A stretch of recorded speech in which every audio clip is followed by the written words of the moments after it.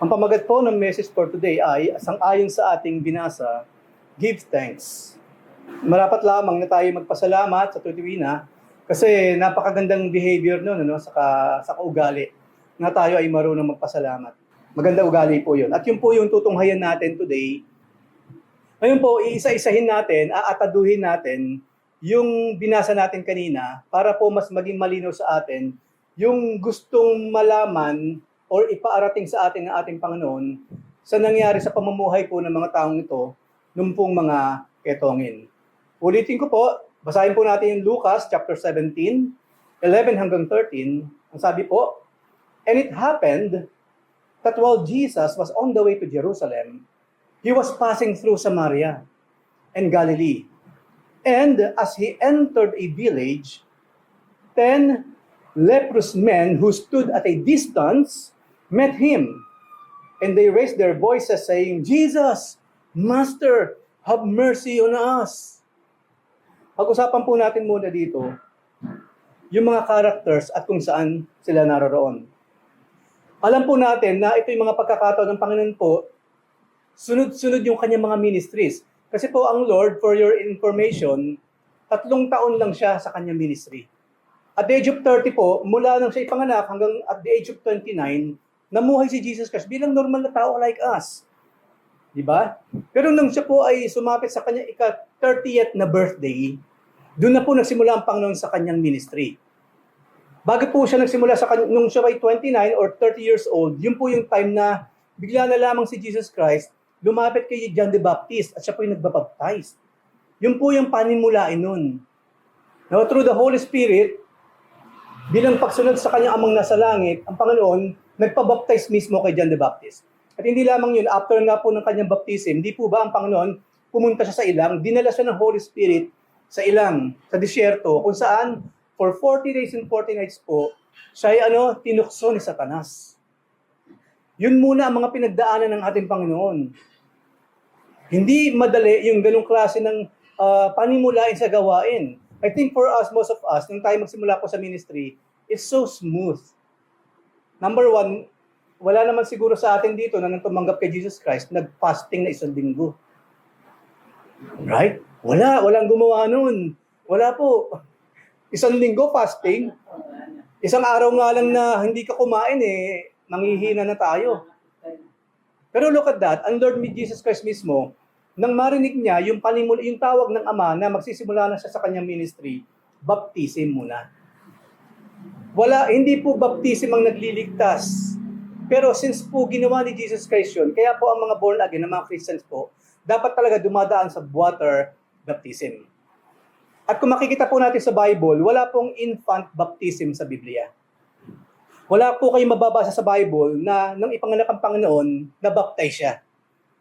Ang nangyari po nang ipanganak ang Panginoon, after a week or after a few days, dinala siya sa templo sa Jerusalem at inialay ang ating Panginoon, yung baby Jesus, sa templo. Kumbaga, inialay pabalik sa Ama. After many years, nung 30 years old na siya, nung magsisimula na sa ministry, saka pa lamang po siya nagbabaptize. So bago ang ministry, baptism muna, and then after noon, yung nga po, may mga pagdadaan ng pagsubok. Pero wag po tayo matakot kasi po, para kay Lord Jesus Christ yung nangyari lamang. Hindi kinakailangan tayo, dumadalo-dalo tayo ngayon, o dapat pala, magpabaptize na kaagad. Kasi po, hindi po ganon. Si Jesus Christ po, gumawa siya ng magandang example for us to follow. And we must follow Him. Ngayon po sa atin kasi, hindi naman tayo agad-agad nang babaptize. Kinakailangan po matutunan muna ng mga tao ang kanyang mga salita. Makilala muna si Jesus Christ bilang Lord and Savior, maintindihan talaga ang ginawa ng Panginoon, yung kaligtasang kanyang ginawa para sa atin. Tapos nung taos na sa kanyang puso, yung kanyang gusto na niya talagang, Lord, gusto ko na talagang maging committed sa inyo. Then comes baptism. Especially kung tumanggap na siya. Kasi po after po ng acceptance kay Jesus Christ, saka pa lang po papasok yung baptism, sa atin po yun. Yung pong fasting, wala yun. Pero maganda kung maituturo rin siya for us to fast. Pero sa ibang pagkakataon po natin pag-uusapan, paano inilalapat ang fasting sa atin ngayon na sumusunod sa ating Panginoon. Pero sa Panginoon po, napaka-unique. Kasi alam naman po natin kung ano yung pinasok o yung sinimulang gawain ni Jesus Christ. we all know, ang sabi ng Lord mismo sa mga apostol, ako ay ipinanganak to die for you. So sisimulat sa pulpo ang Lord, alam na niya that I live so that you may, I will die, and I will live so you may live, and I will die so you will continually live forevermore. Kaya po, ang nangyari sa kanya after ng baptism, talagang 40 days, 40 nights pa, dumaan siya sa matinding pagsubok. At kung mababasa po natin yon, si Satan mismo ang siyang tumukso sa ating Panginoon. At in short, napagtagumpayan yun ng ating Panginoon. Napagtagumpayan ng ating Panginoon yung pong tatlong klase ng panunukso ni Satan.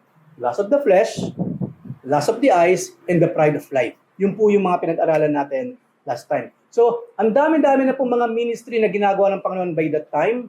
And this time around nga po, hindi po nagkataon, pero dumaan talaga ang Panginoon sa Samaria dahil alam ng Lord, meron dong naghihintay. At hindi lamang yon for the glory to come. Kasi po merong glory sa pangalan ng Panginoon sa mangyayaring ito sa ating pag-uusapan. At hindi lamang po yun, meron sa ating example to follow at example not to follow. Dito po sa ating binasa at pinag-aaralan ngayon. So, Samaria. Ang Samaria po, isa yan po sa lugar sa Israel na hanggat maaari po iniiwasan ng mga Israelitan.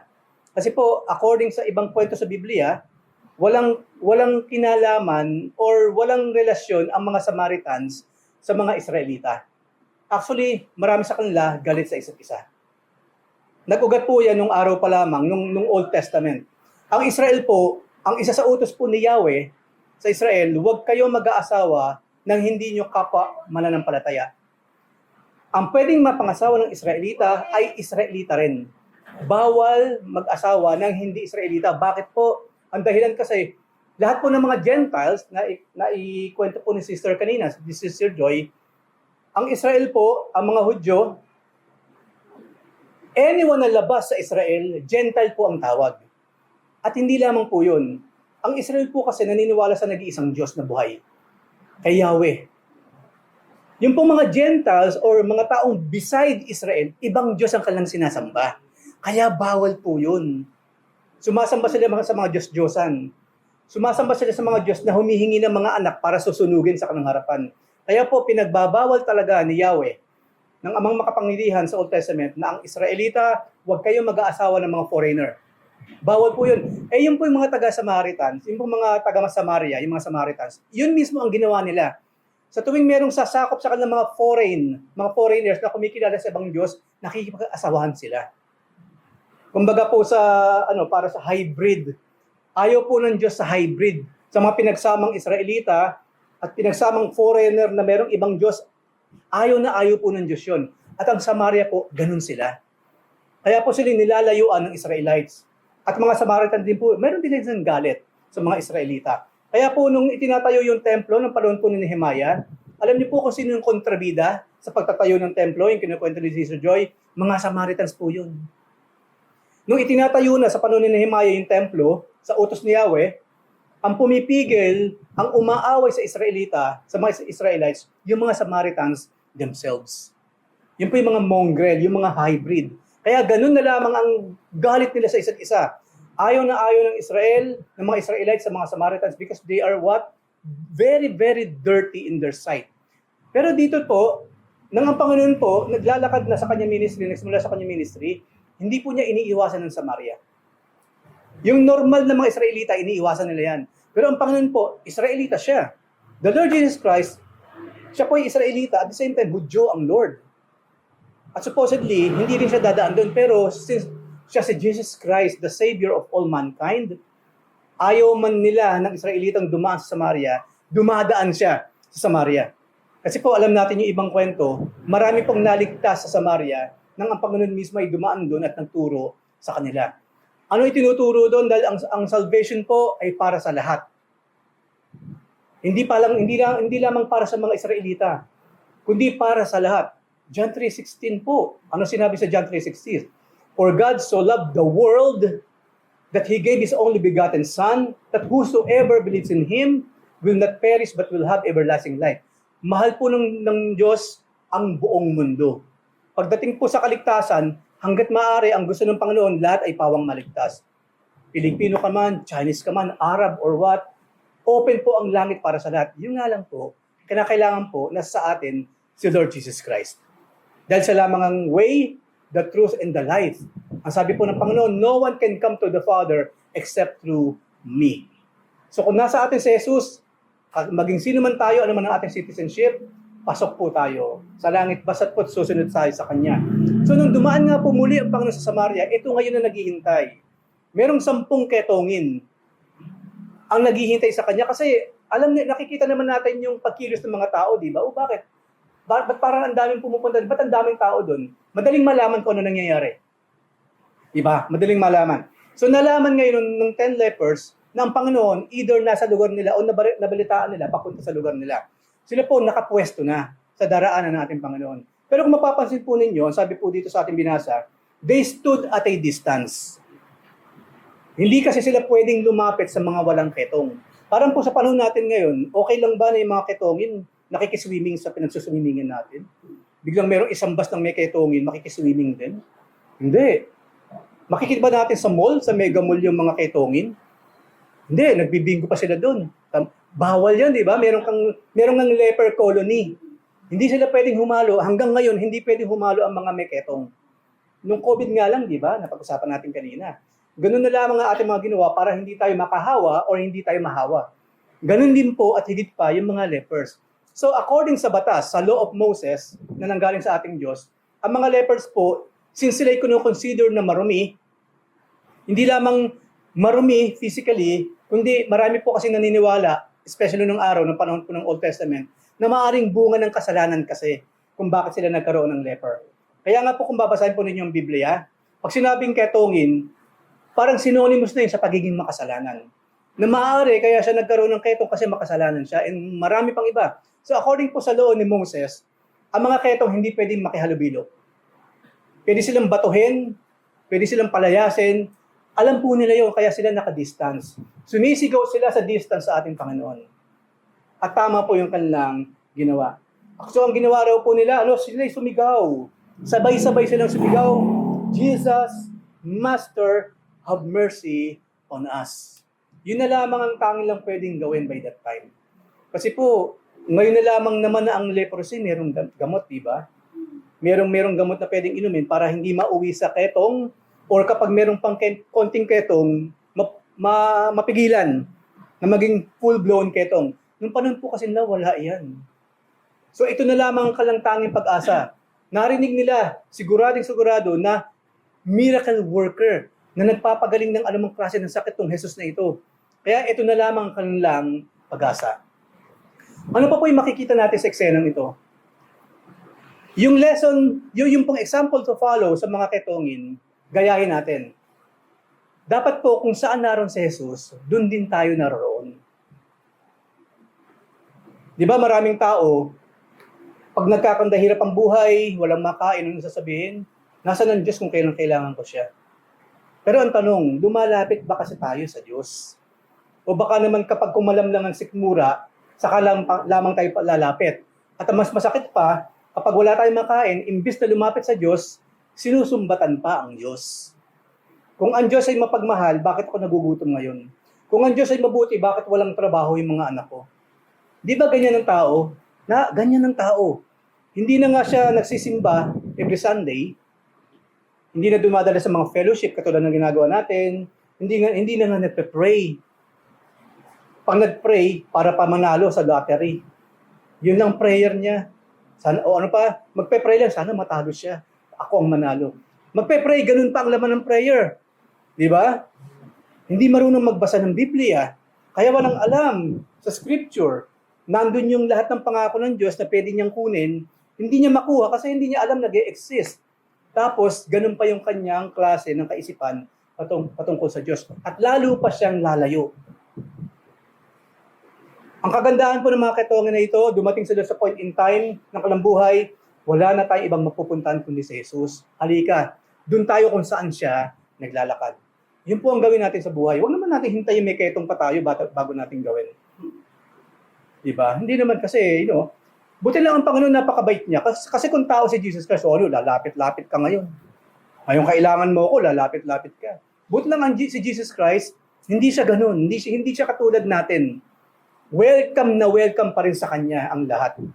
Hindi man natin siya pinapansin ever, pinansin lamang natin siya nung meron tayong pangangailangan, welcome pa rin, nang walang panunumbat. Ganun po kabuti ang ating Panginoon. So, Jesus, Master, have mercy on us. So, dumako tayo kung saan naroon ng ating Panginoon at tiyak na mapapakinggan niya ang ating mga kahilingan. Ano naman pong sinabi sa Lucas chapter 17, verse 14? So when Jesus saw them, He said to them, hindi na siya lumapit, hindi sila naglapitan. Ang sinabi lamang ng Panginoon sa mga katonging ito, go! Sige, humayo kayo and show yourself to the priests. Humayo kayo, pumunta kayo sa mga saserdote, magpa-check up kayo doon. Ipakita niyo yung sarili sa saserdote doon sa temple. So ano ginawa nila? Yun mismo ang ginawa nila. Hindi na sila lumapit or what. Basta, okay. Naglakad sila patungo sa templo. At ang napakagandang eksena dito, and it happened that as they were going, they were cleansed. Nung sundin nila ang sinabi ng Panginoon, habang sila naglalakad papunta ng templo para magpa-check sa mga priest doon, gumagaling sila habang naglalakad. Nakakita na po ba tayo ng may ketong? Hindi na lang po nakagawa ng picture. Kadalasan makikita natin putol-putol ng daliri, di ba? Walang ilong. Di ba? Namumuti. Para yung balat nila to yung tuyo na nalalaglag yung mga langid. Itong mga ito, ang sabi lang ng Panginoon, go! Sige, pumunta kayo sa templo, magpa-check kayo dun sa sacerdote doon. Naglalakad pa lang sila ha, naglalakad pa lang. Hindi pa sila nakaranas ang paghipo ng Panginoon. Yun na lamang paglakad ang ginawa nila. Unti-unti gumagaling sila. Now imagine that. Imposible. Pero alam natin ng Panginoon, with God, all things are possible. With God, all things are possible. Ngayon, ano po makikita nating lesson learned dito? Example to follow. Kapag meron pinapagawa sa atin ng Panginoon, gawin natin nang walang kagatol-gatol. Katulad po nila, hindi man lang sila nilapitan ng Panginoon. Kasi po ang Lord, kung babasahin po natin ng Biblia, may mga pagkakataon, pag siya po nagpagaling, hinihipo niya. Yung isa hinawakan niya yung bulag ng mga mata, nakakita. Ito sinabi lang niya eh. Wala pang sinabi ang Panginoon na, go, you're healed. Magpa-check kayo ngayon sa mga priest. Wala yung mga salitang yun. Ang sabi lang niya, sige, umalis na kayo, magpakita kayo sa mga saserdote sa templo. Yun ang sinabi niya, and yet they were healed. Now imagine that. Nung sabi ng Panginoon na lumarga kayo, pumunta kayo doon, given na yon. Ang kagandahan po sa 10 ketongin, ginawa nila yung inutos ng Panginoon. Hindi na sila naghanap pa ng iba. Lord, wala bang super mighty miracle muna kami makita na gagawin ninyo bago kami pumunta doon? Hindi nila hinanap yun. As simple as that, sumunod sila sa sinabi ng Panginoon. And then again, imagine again, na habang sila maglalakad, papunta ng temple, unti-unti, gumagaling, nawawala yung mga ketong sa kanila. Kung meron mang nalusaw, kunyari, kasi pag full-blown na yun, di ba, nalalaglag na yan, imagine unti-unti, nabubuo ulit yung ilong, nabubuo ulit yung mga daliri. Yun po yung miracle ngayon doon habang sila naglalakad. So again po, gayahin natin yun. Pag nagbasa tayo ng Bible at narinig natin ang sinasabi ng Panginoon, follow it, do it. Ang sabi ng Panginoon, mahalin mo ang iyong kaaway. Pero ko muna, ngayon kasi mahirap gawin yun eh. Hindi ko nga kayang mahalin yung asawa ko, kaaway pa. Asawa ko nga, galit na galit ako doon. Eh, sino ang inutos ng Panginoon love your enemy. Pag ginawa po natin yon, then ang pagpapala ng Panginoon, sigurado, darating yon. Hindi na kinakailangan nung biglang nagliwanag ang langit, may mga anghel na bumaba, biglang may boses tayo narinig. Hindi na kinakailangan yon. Makinig lang tayo sa inutos ng Panginoon and that's it. It's done. Kikilos ang Panginoon sa ating mga buhay. So, sundin. Pag minsan sinabi ang Panginoon, sundin and it will come. Again, yung paborito pong scripture ni Sister Joy, ang sabi po kasi doon, seek ye first the kingdom of God and His righteousness, and all these things shall be added unto you. Ano po ba yung verse na yun, Sister Joy? Matthew 6:33. Seek ye first the kingdom of God and His righteousness muna, Diyos muna, susunod na lamang yung mga bagay na kailangan natin sa buhay. Katulad po ng mga taong ito. So they were cleansed. Hindi na po masyado inelaborate dito. Nakarating sila ng temple. Sabi po kasi sa chapter 13 ng Leviticus, in order na sila na may mga karamdaman by that time, pwede na uling makihalubilo sa mga taong walang sakit. Kailangan po yung mga priest muna ang magche-check sa kanila. Teka muna. Tignan natin. Kung babasahin po ninyo yung chapter 13 ng Leviticus, napakahaba po niyan. Kaya itong pa lang ang pinag-uusapan, napakahaba na. Kasama din yung huwag sila makikihalo sa marami kasi they are considered na marumi or unclean. At ang dami-dami pong sinasabi doon patungkol sa kanila. Ang suma total po, kailangan in order yung tao, yung mga merong leper, para mapatunayan niyang siya'y magaling na, dapat po yung priest ang magsasabi, ang magde-declare. Kasi po wala pang physician noon as in. Wala pang ganung klase ng mga doktor katulad ngayon.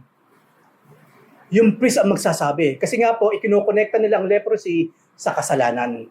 Kaya sila merong leprosy kasi makasalanan. So ang priest ang titingin nun.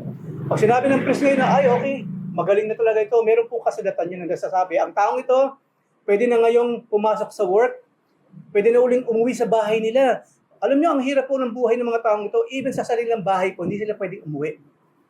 Kaya sila po kadalasan, pakalat-kalat ng salansangan. Imagine that. Pero because of the Lord Jesus Christ, they were healed.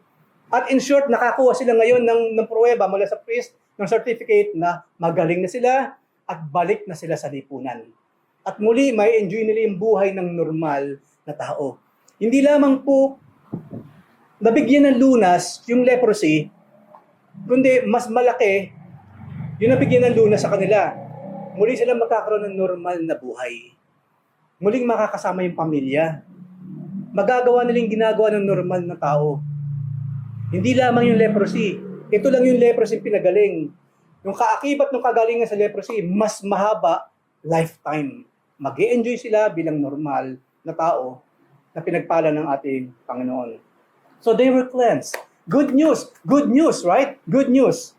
So, lesson again for us to learn, an example to follow, sumunod sa ating Panginoon at mangyayari sa atin ang mga bagay doon. So, good boys. Ito mga lepers na ito, they are good. They are very, very good sa examples na kanilang pinapakita. Ngayon pa man, Luke chapter 17, verse 15 and 16, ang sabi po, now, edi magaling na sila. Balik na ako ngayon sa normal na pamumuhay. Now, one of them, when he saw that he had been healed, magaling na siya, dineclare na siyang malinis, ang ginawa po ng isa, out doon siyam, turned back, glorifying God. With a loud voice, pinapapurihan niya nung nag-iisang leper na yung gumaling, pinapurihan niya ang ating Panginoon, ang Diyos na buhay. Verse 16, at nang siya'y makarating sa paanan ng ating Panginoon, ano ginawa niya? And he fell on his face at Jesus' feet, giving thanks to him. At hindi lamang po yun. Yung pong taong bumalik nang merong pasasalamat sa paanan ng ating Panginoon, isa po siyang Samaritan. Yung pinakalis na klase ng tao na asahan mong magbabalik ng pasasalamat, siya pa yung muling bumalik sa Panginoon na nagpasalamat. Kung ako po Israelita by that time, wala na akong hihintayin pang anuman sa isang Samaritan. For me, walang kwenta yung mga taong yan. Pag natulungan ko yan, pag hindi bumalik sa akin at hindi pasalamat, naiintindihan ko yun, Samaritan kasi. Pero itong taong to, Samaritan, even though yun ang thinking ng maraming Israelita about them, bumalik siya. Kinailangan po ng Biblia, kinailangan na isulat ni Lucas na ang taong to ay Samaritan. Kasi dito naman natin makikita mga kapatid, may mga tao akala na by being just religious, that's more than enough. Hindi po pagiging religious ang sagot. Para tayo, kakitaan ng kabaitan ng Diyos. Ang gusto po ng Panginoon, matuto tayong bumalik at magpasalamat sa Kanya. Ano po makikita natin dito? Out of 9, isa lang po ang bumalik sa ating Panginoon para magpasalamat. At hindi lamang yun, Samaritan po siya. Dito pa lamang po na hinighlight na siya ay Samaritan, malaki pong possibility, majority ng mga merong ketong kanina, mga Israelita, na merong nakahalong Samaritan. Nasaan ngayon sila? Nasaan yung Siyam? Nasaan yung Siyam na Israelites? Nasaan sila by this time? Bakit isa ang ating nakikita sa ngayon? Ano po makikita natin dito? Kahit sino po sa atin, ayaw na ayaw natin yung kapag tayo nakagawa ng something na hindi man lang tayo napasalamatan. Minsan iniintindi na lang natin, di ba? Hindi, hayaan mo lang, siguro na busy siya. Kasi ayaw natin mag-isip ng iba eh. Hayaan mo na yun kung nakalimutan magpasalamat sa'yo. Maaari na busy kasi sa sobrang kaligayahan. Nalimutan bumalik sa'yo para magpasalamat. Iniintindi na lang natin. Pero gayon pa man, I believe in my heart, sa kaibuturan ng ating mga puso, napakagandang ugali na pag nagbalik ng pasasalamat sa atin. Kasi kahit papano, sa ating parte, mararamdaman natin, Lord, maraming salamat. Hindi ko po matutulungan ng taong ito kung hindi rin naman ikaw lang bigay sa akin ng kakanyahan para tulungan siya. Kasi hindi naman ang nais natin eh. Matutong magpasalamat sa atin na sa ganun, nang malaman natin ang bagay na yon, kaya din natin magpasalamat pabalik sa ating Panginoon. At the end of the day is always the glory of God na pinakamahalaga, hindi naman as in sa atin. Kasi pag pinasalamatan tayo, ibabalik natin ng glory ang pasasalamat sa Diyos na makapangyarihan sa lahat. So, ang example to follow po dito, yung ginawa ng isa, out doon sa Siyam. 10 sila, isa lang bumalik, Siyam ang lumimot. Nagpakaligaya na kaagad. Hindi na po sinabi sa Biblia kung ano ginawa ng Siyam. Pero alam na natin, meron tayong idea, ano ba gagawin ng mga taong yan? Yung mga lumaya sa preso, paglabas, ano ba unang gagawin ng mga yan? ABS-CBN kaagad, di ba? Alak, bike, sugal, di ba? Cabaret, nightclub. Puros kalayawan kaagad ng katawan, di ba? Yung mga lumalaya. Hindi lahat, ha? Hindi lahat kasi maraming lumaya, tumino. Pamilya kaagad, naghanap kaagad ng trabaho. Pero karamihan kasi yung kaagad ang hahanapin yun. Kung anong wala sa loob, hahanapin niya ngayon sa labas ng paglabas niya. Malaking possibility, ganun ang ginawa ng Siyam. Uy, di ako nakasama sa disco-disco ng mga habang panahon. This time around, nandito na ako. Di ba? Marami silang inuna bago magpasalamat sa Diyos. Yun po ang punto doon. Okay lang ba yun? Okay lang ba sa langit? Yung ginawang itong nangyaring ito, malalaman po natin sa mismong expression or naging reaction pala ng ating Panginoong Jesus. Ang sabi po sa Lucas chapter 17 to 18, nagpatira pa yung tao, sumamba kay Jesus Christ dahil naniniwala siyang ang Panginoong Jesus ay Diyos na nagkatawang tao. Matapos noon, itong sinabi ng Panginoon, then Jesus answered and said, were there not 10 cleansed? Hindi ba 10 yung pinagaling ko? But the 9, where are they? Hindi ba Siyam yung binigyan ko ng pagpapala? 10 yung binigyan ko ng pagpapala? Nasaan yung Siyam? Bakit isa lang ang nagbibigay sa akin ng pasasalamat?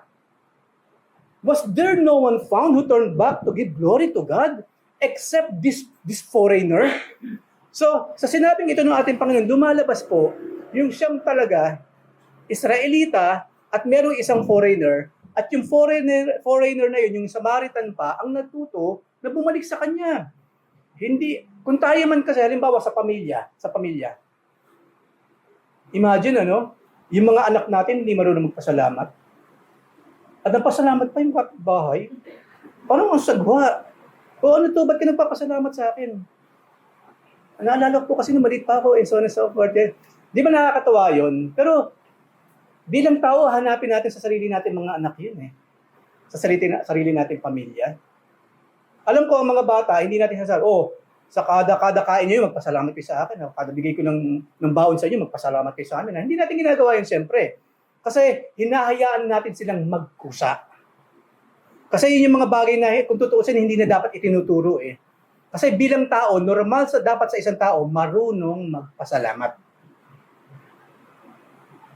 Lalo na sa pamilya.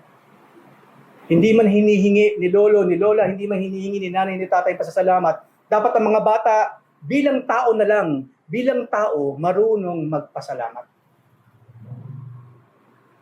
Kapag hindi natin nararanasan sa mga anak natin yun, something is wrong. Something is terribly wrong. Katulad po dito, something is terribly wrong dun sa Siyam. Now, this is Jesus Christ. Hindi po siya nagsalita ng ganito dahil siya nanunumbat. Kasi po, we were created in God's image. Ang sabi po sa Genesis, let us create God in our own image. Ang Diyos po, mabait.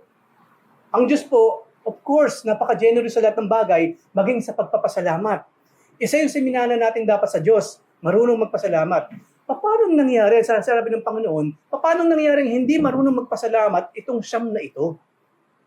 Samantalang nang likain ko sila, I've given them the capacity to give thanks. Paano nangyari? And yet, marami pong tao sa balat ng lupa noon, ngayon at sa mga susunod na panahon, hindi talaga marunong magpasalamat. Okay lang kung hindi marunong magpasalamat sa magulang kung tutuusin. Basta't marunong magpasalamat sa Diyos. Ngayon kung ang bata marunong magpasalamat sa magulang, praise God. Next, kailangan turuan silang, huwag ka lang sa akin magpasalamat, anak.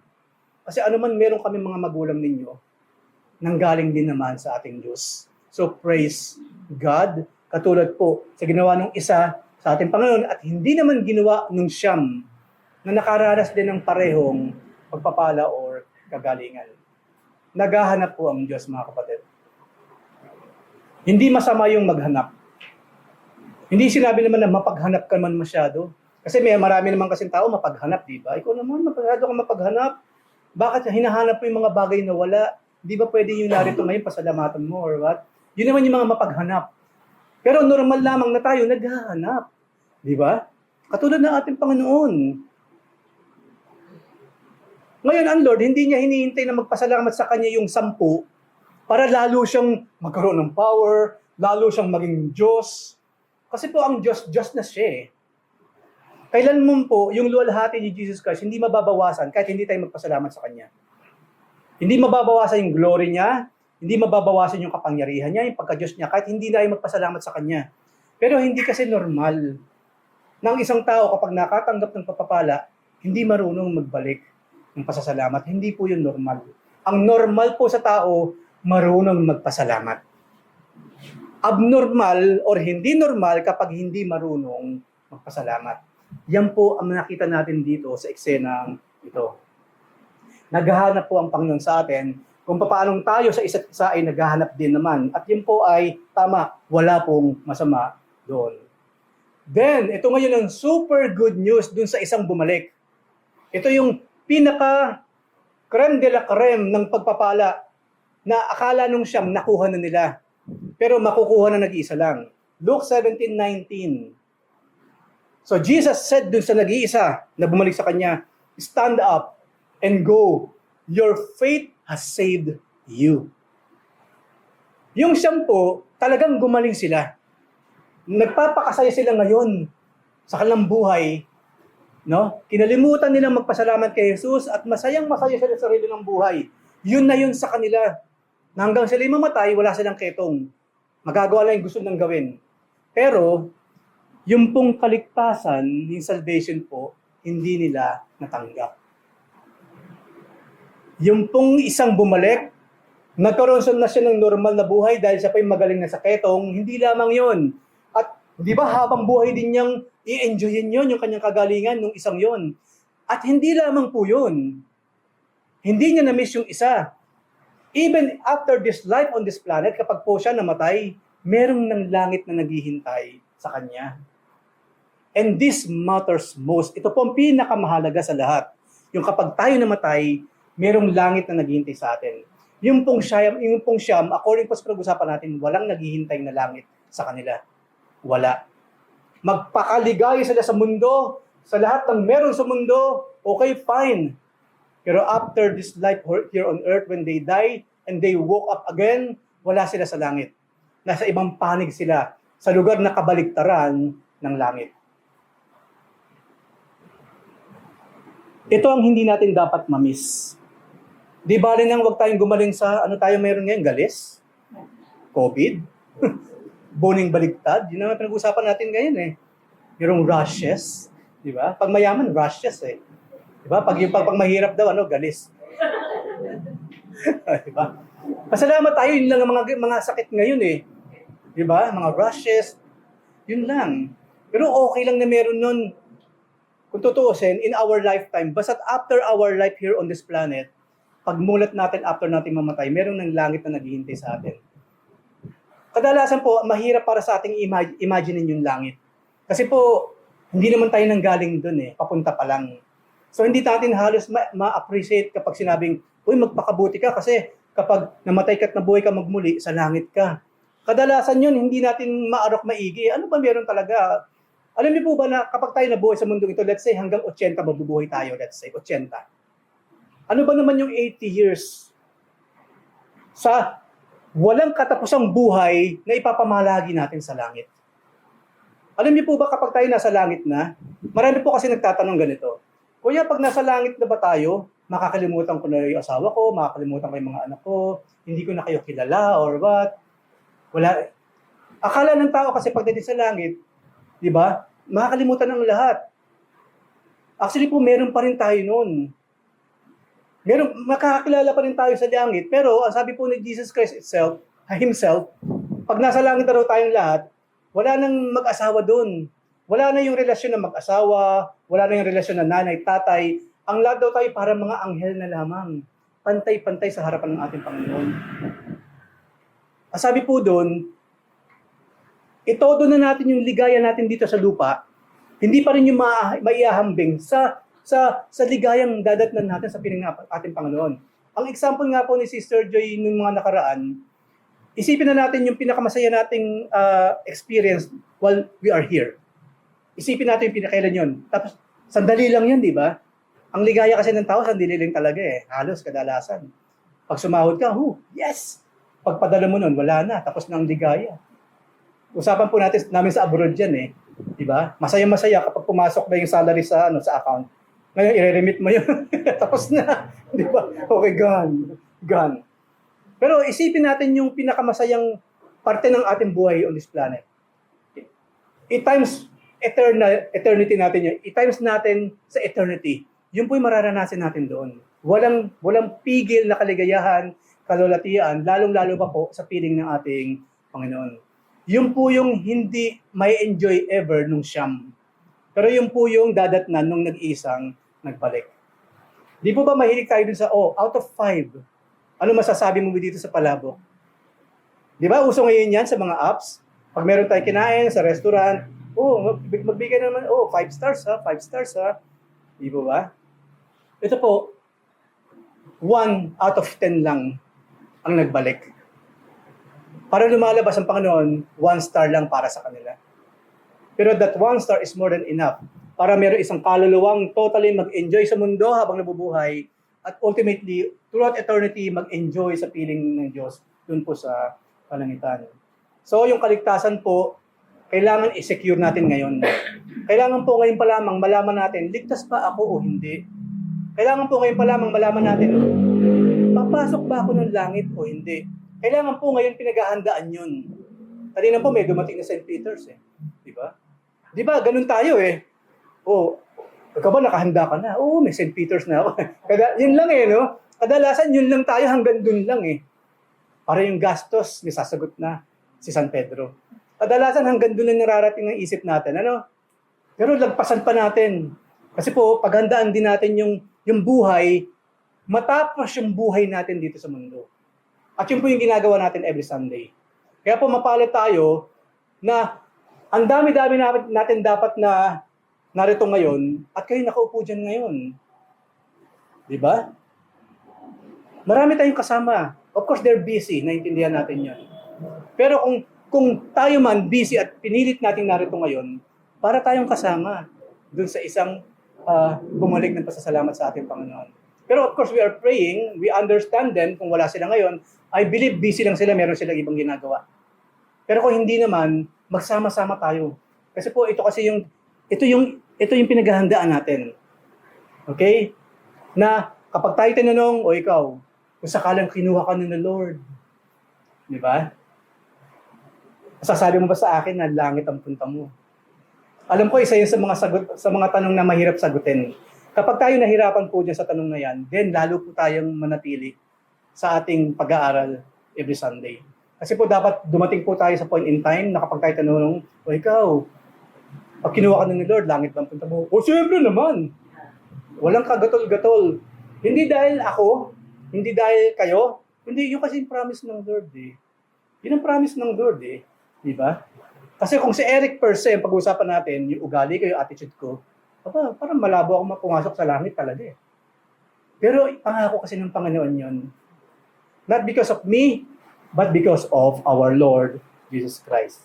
So panghuli po, tandaan po natin, ang sabi po sa Psalms 107, verse 1, "Give thanks to the Lord, for He is good. His faithful love endures forever." Sa paglipas na maghapon, huwag natin kalilimutan, Lord, maraming salamat po. Pinupuri ka namin, Panginoon, pinasasalamatan sa ginagawa mo sa aming mga buhay. It's not really that hard. Hindi ganun kahirap magpasalamat sa ating Diyos na buhay.